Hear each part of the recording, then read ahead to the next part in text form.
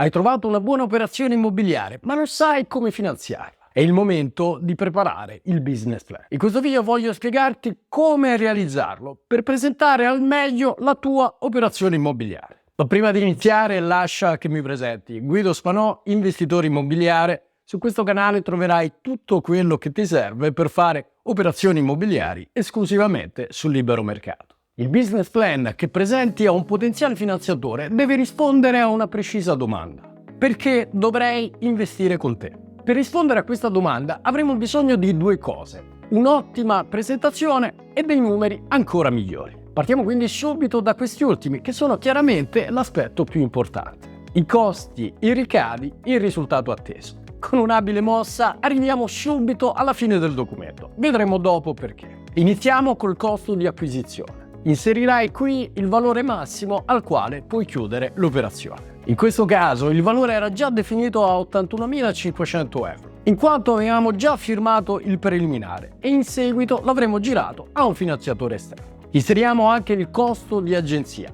includendo anche le commissioni per la rivendita, in quanto le abbiamo già concordate. L'aspetto che molti sottovalutano è che il prospetto deve essere leggibile. Ti consiglio quindi di raggruppare le voci. Inizia quindi a farlo con le spese vive. Raggruppa costo del notaio, costo dell'eventuale mutuo, imposte e tutte le spese che riguardano l'acquisto sotto un'unica voce. Inserisci numeri precisi all'euro, non arrotondare. La precisione comunica affidabilità ed è proprio quello che ti serve all'interno del documento. Arriviamo quindi al termine del primo blocco, quello del totale costi di acquisto. Passiamo al blocco successivo, quello dei costi di ristrutturazione. In questo caso specifico abbiamo ritenuto che con una ristrutturazione avremmo ottenuto il massimo valore possibile alla rivendita. Vediamo quindi i numeri. Anche in questo caso raggruppiamo le voci. Mettiamo una voce unica, ristrutturazione completa. Se servirà potrai entrare in seguito nel dettaglio dei singoli lavori. Allega, se possibile, anche il preventivo dell'impresa che eseguirà i lavori. Per quanto riguarda le spese vive, qui vale lo stesso discorso di prima. Aggrega le piccole spese. Non serve entrare qui nel dettaglio. Vediamo nel totale costi una maggiorazione del 10%, legata agli imprevisti. Attualmente ho una media di imprevisti che si aggira intorno all'1%. Su 50.000 euro di lavori si sfora circa di 500 euro. Com'è possibile? Computo metrico accurato e squadra affidabile. Perché allora inserisco il 10%? Per un altro concetto chiave del business plan: sovrastimare i costi. Sempre meglio far vedere alla fine dei lavori che hai speso meno del previsto, piuttosto che il contrario. Se non hai ancora piena consapevolezza dei tuoi numeri, questo 10% serve a mantenerli affidabili, anche in caso di imprevisti. Arriviamo quindi al totale costi, la somma del blocco A più il blocco B, quello che chiamo break-even point, il punto di pareggio. Ogni euro oltre questo numero è un euro guadagnato. E a proposito, arriviamo infine ai ricavi. Spesso questa voce è inserita in un range, ad esempio valore minimo e valore massimo. Preferisco usare un valore unico, con un margine di variabilità, in questo caso un 5%, in positivo o in negativo. In questo caso significa che la vendita è prevista tra i 200.000 euro e i 220.000 euro. Attenzione a questo range di prezzo. Deve essere contenuto, mai superiore al 10%. Altrimenti comunichi di non sapere bene quale sia un valore realistico di rivendita. Abbiamo parlato prima di sovrastimare i costi. Arriviamo ora all'altro lato della medaglia di un buon business plan: sottostimare i ricavi. Che cosa intendo? Ho inserito come valore di rivendita medio 210.000 euro. So però che realisticamente l'immobile può essere venduto a 220.000 euro. Cerca di far coincidere la fascia massima di prezzo prevista dal business plan con il valore reale che poi otterrai alla rivendita. Gli hai promesso di vendere a 210.000 euro. Hai venduto a 220.000 euro. Hai sfondato le aspettative. Hai eliminato ogni diffidenza.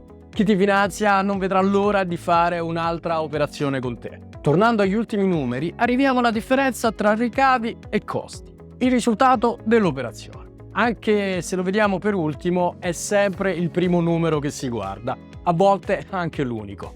in questo caso pari a 58.154,7 euro. Non ci facciamo sfuggire neanche i centesimi. Il risultato dell'operazione viene diviso equamente al 50%.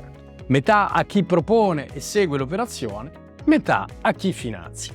Non ti consiglio di accettare condizioni diverse. Il risultato per il finanziatore è pari a 29.077,35 euro. Il ROI dell'operazione per chi finanzia è pari in questo caso al 19,15%. Anche in questo caso tieni presente che è calcolato sottostimando i ricavi, per le motivazioni dette prima.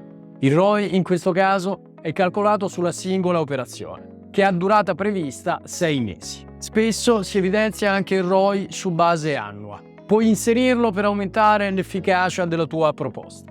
Idealmente quindi, se il capitale fosse sempre investito, il ROI su base annuale sarebbe pari al 38,3%. 100.000 euro frutterebbero in un anno 38.300 euro. Decisamente niente male. E a proposito, se sei interessato a partecipare a una delle mie operazioni, scrivimi nelle mail che trovi in descrizione. Abbiamo parlato subito di numeri, ma dobbiamo arrivarci dopo una solida presentazione. Partiamo dall'inizio. Questo è uno dei vari business plan che utilizzo. Iniziamo dall'estetica. Inizialmente utilizzavo anche una foto di sfondo. Ritengo però che sia più adeguato sobrio, con un minimo accenno di colore. Inserisci qui il nome della via e della città. Qui vediamo il sommario. Entreremo nel dettaglio di tutte le voci. Non tutte però sono necessarie. Utilizza quelle che ritieni ti saranno necessarie, a seconda del tipo di operazione e della persona a cui la andrai a proporre. Ad esempio la voce chi sono oppure chi siamo non è necessaria nel caso ti relazioni con una persona che già conosci. A scanso di equivoci conviene sempre presentare un business plan. Supponiamo che tu debba proporre un'operazione a una persona che non conosci direttamente. In questo caso andrai a descrivere chi sei. L'esperienza, ad esempio il numero di operazioni che hai già fatto, fosse ad esempio anche soltanto una. Non devi comunque necessariamente aver già fatto un'operazione. Se non hai fatto operazioni, puoi inserire la tua esperienza reale. Puoi scrivere che conosci tutte le agenzie della tua zona di riferimento e che per questa zona comunque hai un database che ti permette di formulare delle stime valide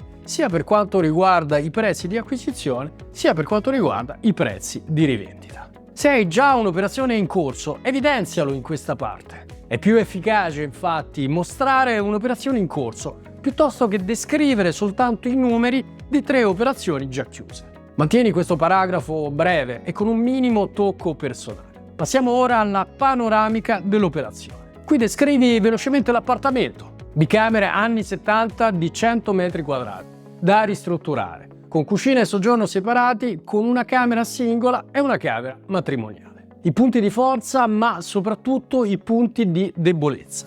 Ad esempio, sebbene l'appartamento si trovi al secondo piano e mezzo senza ascensore, si trova in un'ottima via ad alta richiesta commerciale. Oppure, sebbene le spese condominiali siano alte perché l'appartamento si trova all'ultimo piano, da lì si gode una vista incredibile che attualmente non ha concorrenza sul mercato. Passiamo ora all'analisi di mercato. Dovrai qui iniziare a giustificare i numeri che verranno proposti in seguito. Ad esempio, sulla base dei comparabili analizzati, riteniamo che il prezzo medio di rivendita per l'immobile ristrutturato sia pari a 1.993 euro al metro quadrato. Per finire, l'elemento differenziante. Ricordi la pandemia? In quel periodo tutti volevano un grande balcone, spazi esterni e anche una cameretta o uno studio per lo smart working. Durante la pandemia erano questi indiscutibilmente gli elementi differenzianti. E le preferenze comunque non sembrano essere troppo cambiate. Se hai un grande terrazzo, fai presente che non si trovano sul mercato. Se l'immobile è in centro e ha un piccolo giardino, scrivilo a caratteri cubitali. Se c'è una vista unica, ecco l'elemento differenziante. Questo può anche non riguardare le caratteristiche intrinseche dell'appartamento. In uno degli ultimi business plan che ho fatto, ho inserito come elemento differenziante la realizzazione di un cappotto interno, che avrebbe portato l'immobile in classe energetica B. Una buona efficienza energetica, infatti, inizia a essere un aspetto sempre più richiesto. Estendi la descrizione dell'appartamento inserendo la presenza di vani accessori, ascensore, spese condominiali e così via. Inserisci una descrizione sommaria degli interventi che andrai a fare, se previsti. Vediamo la differenza tra lo stato di fatto e lo stato di progetto. Se hai intenzione di eseguire lavori, un buon progetto migliora notevolmente l'efficacia della tua proposta di investimento. In questo caso si trasforma un appartamento bicamere più studio in un appartamento tricamere biservizi, con una buona distribuzione degli spazi interni. Passiamo alla documentazione fotografica. Inserisci foto dello stato di fatto. Qui ne ho inserita soltanto una, che però rappresenta gran parte dello stato attuale, in termini di finitura. Di solito, se l'appartamento è da ristrutturare, non ci sono grosse sorprese. Puoi mostrare però visivamente i punti di forza, come dicevamo, un bel terrazzo o una bella vista.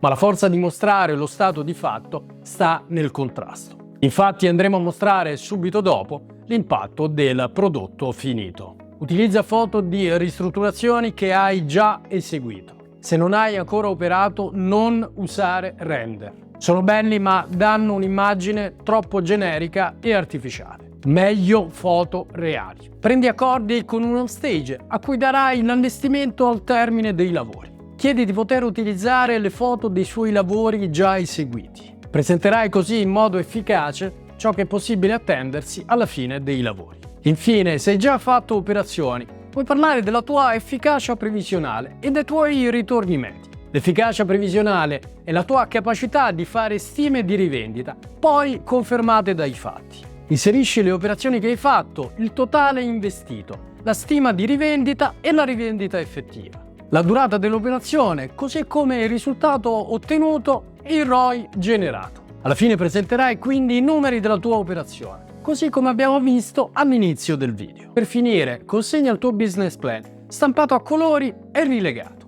Costa pochi euro, ma fa la differenza. Invia ovviamente anche una copia in formato elettronico se richiesto, ma assicurati sempre prima di aver consegnato la versione cartacea. Per finire, l'obiettivo finale non è soltanto quello di farti finanziare una singola operazione immobiliare, ma soprattutto è acquisire un finanziatore che investa con te in maniera continuativa. Alcuni si fideranno ciecamente dei numeri che gli proponi, altri entreranno nel merito di ogni singola voce. Sii pronto a giustificare ogni singolo euro. Sono questi i finanziatori migliori. Inizialmente un finanziatore potrebbe investire solo una parte del capitale a sua disposizione. Se così fosse, vedrai come ad ogni operazione il capitale investito tenderà ad aumentare. Non solo, i tuoi finanziatori faranno partecipare altri alle tue operazioni. L'ultima ottima ragione, come se ce ne fosse ancora bisogno, per lasciare i tuoi finanziatori estremamente soddisfatti. Se vuoi il template del documento visto nel video, clicca nel link in descrizione. Se vuoi investire con me o conoscere le mie operazioni, scrivimi alla mail che trovi sempre in descrizione. Metti like, iscriviti al canale, fammi sapere nei commenti che cosa ne pensi o quali sono i tuoi dubbi. Come sempre ti ringrazio e ci vediamo nel prossimo video.